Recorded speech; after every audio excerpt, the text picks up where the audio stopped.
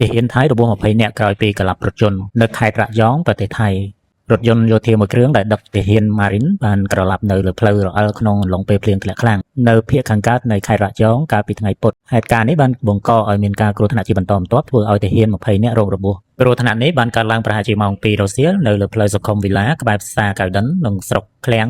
ក្រុមប៉ូលីសនិងអ្នកសង្គ្រោះបន្ទាន់បានទៅដល់កន្លែងកើតហេតុភ្លាមៗបន្ទាប់ពីទទួលបានការរាយការណ៍តាមការស៊ើបអង្កេតក្បួនយានយោធាមួយដែលមានរថយន្តយោធាកង់10ចំនួន2គ្រឿងនិងរថយន្តក្រុង1គ្រឿងកំពុងតែធ្វើដំណើរត្រឡប់ទៅមូលដ្ឋាននៅខេត្តឈុនបុរីបន្ទាប់ពីបញ្ចប់ភារកិច្ចជាមួយនឹងបញ្ជាការពារព្រំដែនចន្ទថាបុរីត្រាតពេលកំពុងធ្វើដំណើរភ្លៀងធ្លាក់ខ្លាំងរថយន្តយោធានាំមុខបានរអិលផ្លូវបុកបង្គោលភ្លើងនៅកណ្ដាលទ្រូងផ្លូវហើយក្រឡាប់បណ្ដាលឲ្យទាហាន3នាក់រងរបួសបន្ទាប់ពីនោះមករថយន្តដឹកទំនិញកង់6មួយ